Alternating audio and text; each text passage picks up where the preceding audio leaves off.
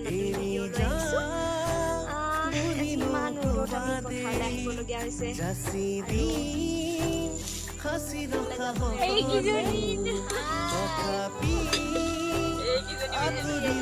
এইজনী আমাৰ বৰমা বহি আছে।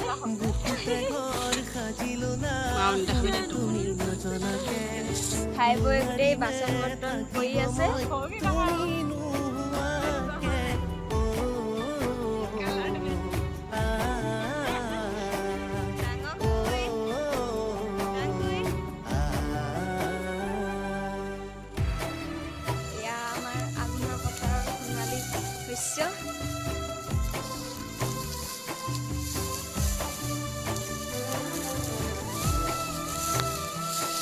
এইফালে আমাৰ বাই, এইজনী আমাৰ বাই